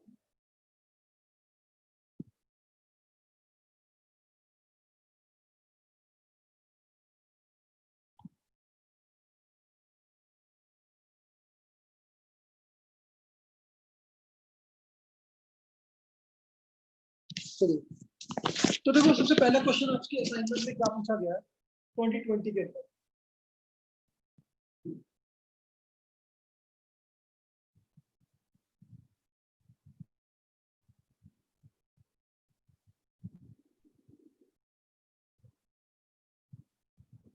हाँ जी, पेज नंबर आपके असाइनमेंट का ये पेज नंबर 26। तो देखिए क्वेश्चन आपसे पहला क्या पूछा गया कि n = 5 और स्पिन क्वांटम नंबर आपको दे रखा है half, how many orbitals are possible. तो बेटा कितने ऑर्बिटल हो सकते हैं, ठीक है, जिसमें n = 5 हो और स्पिन क्वांटम नंबर +1/2। तो बेटा n = 5 और स्पिन क्वांटम नंबर हाफ, देखो पहले तो n = 5 है, तो किसी भी n = 5 का मतलब क्या हुआ, मेन एनर्जी शेल। तो किसी भी मेन एनर्जी शेल के अंदर जो मैक्सिमम आपके ऑर्बिटल्स लाई करते हैं, है ना, वो लाई करते हैं n²। और आपको पता है हर ऑर्बिटल में एक इलेक्ट्रॉन तो होगा ही होगा जिसकी स्पिन +1/2 है, तो वो तो काउंट ही हो जाएगा सारा का सारा। तो इसलिए अगर आपसे नंबर ऑफ ऑर्बिटल पूछे गए n = 5 के अंदर, तो वो उसका डायरेक्ट आंसर आ जाएगा ऑप्शन 1 25। देखो ये क्वेश्चन पूछा गया था इस साल, ठीक है ना। चलिए अगला क्वेश्चन देखते हैं। अगला क्वेश्चन क्या कहता है, amongst the following which is not a postulate of Dalton atomic theory. देखो कितना इजी है, डाल्टन एटॉमिक थ्योरी का पूछा गया कौन सा पोस्टुलेट नहीं है। तो matter is formed of indivisible atoms, ये तो बिल्कुल ठीक है, ये पोस्टुलेट है। Under identical conditions of pressure and temperature gases combine and give gaseous product in simple volume ratio, ठीक है। तो देखो ये चीज जो है ना, ये जो इसमें बात की है, ये तो गेल-लिसाक्स लॉ है, ये डाल्टन ने तो नहीं दिया था लॉ ये वाला, है ना। तो इसलिए ये वाला जो ऑप्शन है, ये ऑप्शन आपका गलत है, ठीक है, because that is Gay-Lussac's law of combining volume, that is not Dalton's atomic. और थर्ड क्या था, और बेटा थर्ड पोस्टुलेट क्या था आपको, कहता during chemical reaction atoms remain conserved and only pass through the rearrangement. ये बात बिल्कुल सही है, and some atoms have same properties including atomic mass, ये भी बात। तो देखो इस साल कितने इजी क्वेश्चन पूछे गए हैं फ्रॉम एटॉमिक स्ट्रक्चर। अच्छा थर्ड आते हैं, देखो थर्ड क्वेश्चन आपको रिडबर्ग फॉर्मूला का पूछा गया। तो बेटा देखो रिडबर्ग फॉर्मूला का क्वेश्चन क्या पूछा गया, आपको रिडबर्ग फॉर्मूला दे दिया, कहता calculate the correct option regarding the formula for Balmer series. अच्छा आप मुझे बताइए बाल्मर सीरीज कब बनती है, कैसे जब इलेक्ट्रॉन जो है सेकंड ऑर्बिट में जंप लगाते हैं, यानी कि n1 क्या होगा इसमें 2, तो ये तो ट्रू हो गया, A statement is right. B statement क्या है, the ionization energy of hydrogen atom can be calculated from above formula. तो देखो आयनाइजेशन एनर्जी क्या होता है, जब इलेक्ट्रॉन इनफाइनाइट ऑर्बिट में आता है, इनफाइनाइट ऑर्बिट से में जाता है, तो देखो आयनाइजेशन एनर्जी आप बड़े आराम से निकाल सकते हैं कि इलेक्ट्रॉन n2 को आप इन्फिनिटी पुट कर दोगे तो जो वेवलेंथ होगी वो आप लोग निकाल सकते हैं यहाँ से। अच्छा और तीसरी बात क्या पूछी है, कहता है लैम्डा मैक्सिमम क्या होगा जब इसमें n2 जो होगा वो 3 होगा, राइट। तो ये बात भी बिल्कुल ठीक है, क्योंकि लैम्डा मैक्सिमम कब होता है, जब नियरेस्ट ऑर्बिट से जंप लगाता है इलेक्ट्रॉन, यानी कि कम एनर्जी होती है, तो 3 से 2 में जब इलेक्ट्रॉन जंप लगाएगा तो लैम्डा मैक्सिमम होगा। ये बात भी बिल्कुल सही है।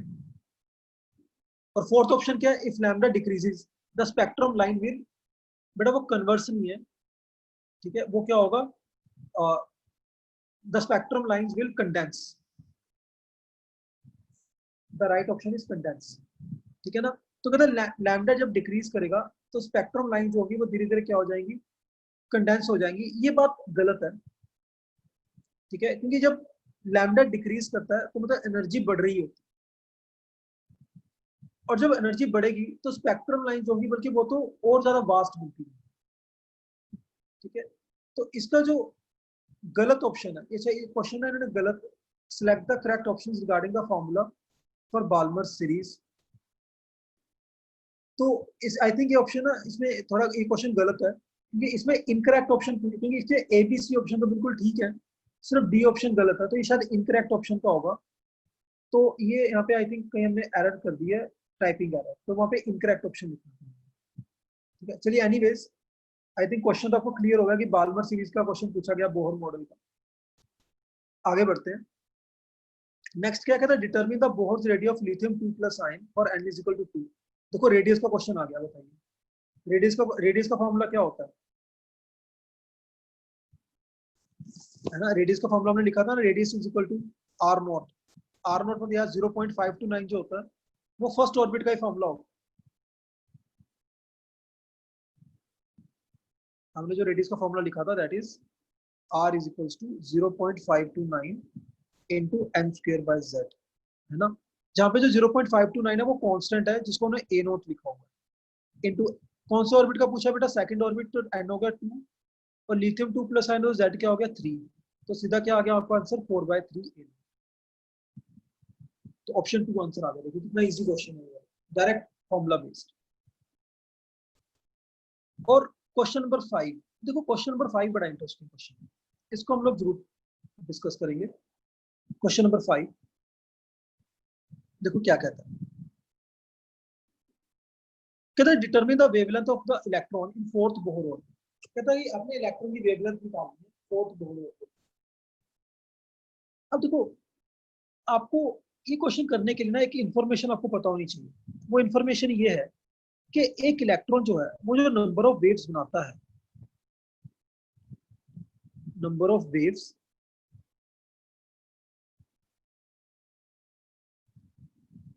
Made by electron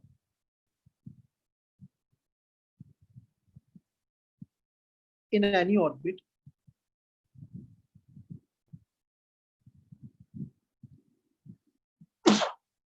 is equals to the wave number, is equal to the orbit number। तो बेटा कहता है कि जितना उसका ऑर्बिट नंबर होता है उतनी ही वो वेव्स बनाता है उस ऑर्बिट के अंदर। तो मतलब कि अगर इलेक्ट्रॉन फर्स्ट ऑर्बिट के अंदर है तो कितनी वेव्स बनाएगा? एक वेव।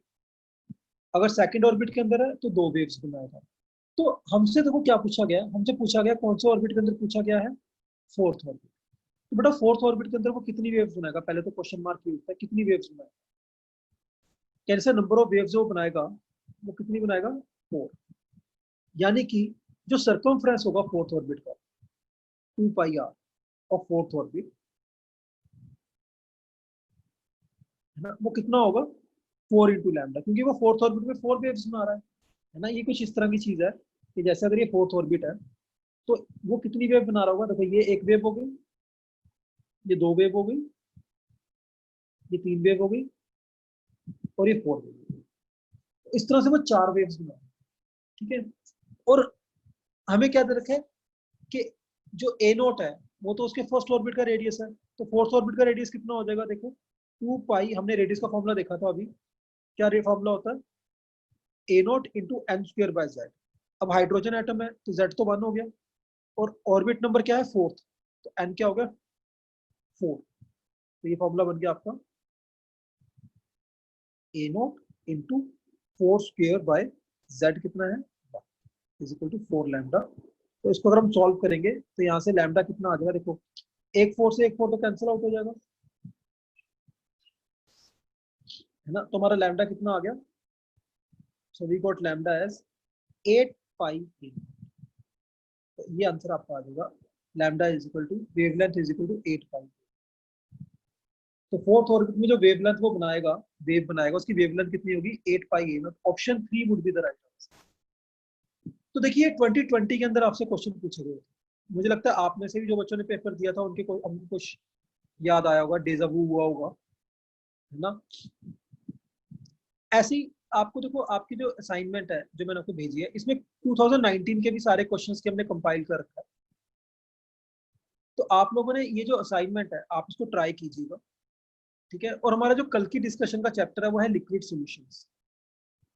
तो मैं उसकी असाइनमेंट भी आपको दिन में भेज दूंगा, और कल क्लास के अंदर हम थोड़ा एटॉमिक स्ट्रक्चर के डाउट भी डिस्कस करेंगे अगर आपको कोई होंगे, and we will also recall the chapter liquid solutions, ठीक है। और मैं आपको बताऊं, आपकी प्रैक्टिस के लिए सबसे बढ़िया चीज ये है कि आप जो प्रीवियस ईयर क्वेश्चंस है ना वो सारे कर लीजिए जो मैंने आपको असाइनमेंट में दी। एक तो देखो क्या क्या करना चाहिए आपको फॉर फॉर योर प्रैक्टिस। एक तो प्रीवियस ईयर क्वेश्चंस कर लीजिए सारे के सारे, प्रीवियस ईयर क्वेश्चंस। और एक हमारी जो असाइनमेंट है इसकी एक्सरसाइज 2 कर लीजिए। देखो अगर आपको बिल्कुल भी कुछ नहीं आता है, मुझे बिल्कुल भी याद नहीं है, तो ही आप एक्सरसाइज 1 करिए।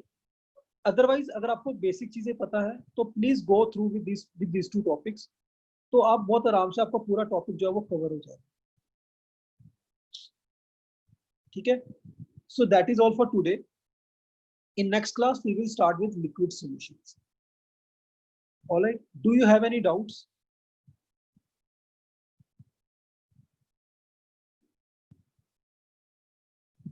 Alright then, so you can leave now, and please all the best. आप ये असाइनमेंट करिए, ठीक है ना, इससे आपको बहुत बेनिफिट होगा। ओके बेटा, थैंक यू एवरीवन।